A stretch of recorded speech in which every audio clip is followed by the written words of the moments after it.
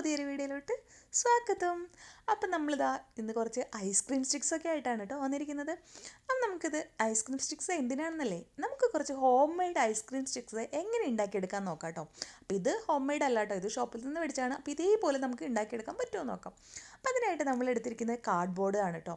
നമ്മൾക്ക് ആമസോണിൽ നിന്ന് ഫ്ലിപ്കാർട്ടിൽ നിന്നൊക്കെ പാർസൽസും അല്ലെങ്കിൽ നമ്മുടെ പിസ്സ അങ്ങനെയൊക്കെ മേടിക്കുമ്പോൾ കിട്ടുന്ന കാർഡ്ബോർഡ് പീസിലെ അതാണ് ഇട്ട് എടുക്കുന്നത്. അപ്പോൾ ഞാനതിൽ നിന്ന് ചെറിയൊരു പീസ് കട്ട് ചെയ്തെടുത്തു. ഫുള്ളാകുമ്പോൾ വീഡിയോയിൽ കാണാനുള്ള പ്രശ്നം കൊണ്ടാണ് കേട്ടോ. എന്നിട്ട് നമ്മളിതാ ഒരു ഐസ്ക്രീം സ്റ്റിക്സ് കട്ട് ചെയ്യാൻ വേണ്ടിയിട്ട് നമ്മളിങ്ങനെ വരച്ചു കൊടുക്കുകയാണ് കേട്ടോ. ഒരു 15 സെൻറ്റിമീറ്റർ ലെങ്ത്ത് നമ്മൾ വരച്ചു കൊടുക്കുന്നുണ്ട്. അതേപോലെ തന്നെ ഞാനിപ്പം കാണിച്ചില്ലേ നേരത്തെ, ആ ഒരു സൈസിലാണ് കേട്ടോ നമ്മൾ ചെയ്തെടുക്കുന്നത്. അതുകൊണ്ടാണ് 15 സെൻറ്റിമീറ്റർ വരച്ചു കൊടുത്തത്. പിന്നെ ഒരു 1.2 സെൻറ്റിമീറ്റർ വിഡ്ത്തും വരച്ചു കൊടുക്കുന്നുണ്ട് കേട്ടോ. എന്നിട്ട് താഴെ നമ്മൾ ആ 1.2 വരച്ചു കൊടുത്തിട്ട് ഒരു റെക്റ്റാങ്കിൾ പീസ് നമ്മൾ എടുക്കുകയാണ്. അതായത് നമ്മൾ കാണിച്ചു തരാം കേട്ടോ.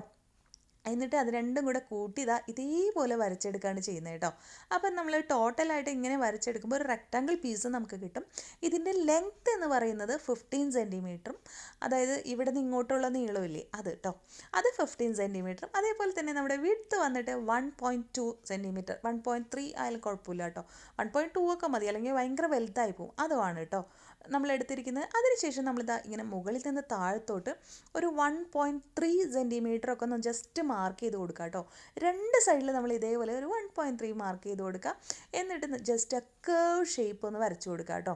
അതേപോലെ തന്നെ ഈ ഒരു സൈഡിലും 1.3 മാർക്ക് ചെയ്തിട്ട് ഇതിനെയും കേർവ് ആക്കി കൊടുക്കുക കേട്ടോ. അപ്പോൾ ഐസ്ക്രീം സ്റ്റിക്സിൻ്റെ ആ ഒരു ഷേപ്പില്ലേ, അതിന് വേണ്ടിയിട്ടാണ് കേട്ടോ.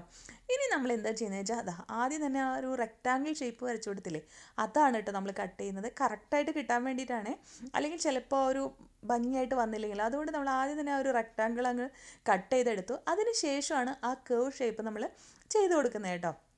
അപ്പോൾ നേരെ നമ്മൾ ആ കേർവ് ആക്കുമ്പോൾ ഒരു മടക്കമൊക്കെ വന്നിട്ട് പെർഫെക്റ്റ് ആവാത്ത പോലെ എനിക്ക് ഫീൽ ചെയ്തു. അതുകൊണ്ടാണ് ഞാൻ ആദ്യം റെക്റ്റാങ്കിൾ കട്ട് ചെയ്തെടുത്തിട്ട് പിന്നെ ആ കേർവ് ഷേപ്പ് നല്ല ഭംഗിയായിട്ട് തന്നെ നമുക്ക് കേർവ് ആക്കി എടുക്കാൻ പറ്റും കേട്ടോ. അപ്പോൾ ഇതേപോലെയും കൂടി അങ്ങ് ചെയ്തെടുക്കുക. രണ്ട് സൈഡും ചെയ്തെടുക്കുക കേട്ടോ. ഒരു സൈഡ് മാത്രമല്ല, അതിൻ്റെ രണ്ട് സൈഡിലും നമ്മൾ ഈ ഒരു കേർവ് ഷേപ്പ് കൊടുക്കുന്നുണ്ട്. ആ ഒരു മാർക്കിങ് തന്നെ വെച്ചിട്ട് കറക്റ്റായിട്ട് വരാൻ വേണ്ടി ശ്രദ്ധിക്കുക കേട്ടോ. അപ്പോൾ ഇതേപോലെ നല്ല ഭംഗിയായിട്ട് നല്ല കേർവ് ഷേപ്പും കൂടെ കൊടുത്തു കഴിഞ്ഞാൽ നമ്മുടെ ഹോം മെയ്ഡ് ഐസ്ക്രീം സ്റ്റിക്സ് ഇവിടെ റെഡി ആയിട്ടുണ്ട്. അപ്പോൾ എങ്ങനെയുണ്ട് ഇതാക്കണ്ടോ, രണ്ട് ഐസ്ക്രീം സ്റ്റിക്സ് നോക്കൂ, സെയിം ലെങ്ത്തും സെയിം ഷേപ്പും എല്ലാം ആയിട്ടുണ്ട് കേട്ടോ. ശരിക്കും നന്നായിട്ട് തന്നെ വന്നിട്ടുണ്ട്. അപ്പോൾ ഇത് എന്തിനാണെന്നല്ലേ, ഇതുമായിട്ടുള്ളൊരു വീഡിയോ നമ്മൾ ചെയ്യുന്നുണ്ട്. ഐസ്ക്രീം സ്റ്റിക്സ് വെച്ചിട്ടാണ് നമ്മൾ ചെയ്യുന്നത്. അപ്പോൾ അതില്ലാത്തവർക്ക് കൂടി ചെയ്യാൻ വേണ്ടിയിട്ടുള്ളൊരു ഐഡിയ ആണ് കേട്ടോ. വീഡിയോ ഇഷ്ടമായെങ്കിൽ ഒന്ന് ലൈക്ക് ചെയ്യാനും ഷെയർ ചെയ്യാനും അതുപോലെ സബ്സ്ക്രൈബ് ചെയ്യാനും മറക്കരുത്. നിങ്ങളുടെ അഭിപ്രായങ്ങൾ കമൻറ്റിൽ പറയണം കേട്ടോ. വീഡിയോ ഇഷ്ടമായെങ്കിൽ ലൈക്ക് ചെയ്യുക, ഇഷ്ടമായില്ലെങ്കിൽ തീർച്ചയായും ഡിസ്ലൈക്ക് ചെയ്യുക. എന്താണെന്നും കൂടെ ഒന്ന് പറയാം കേട്ടോ. അപ്പോൾ വീണ്ടും വരാം. അതുവരേക്കും ബൈ ബൈ.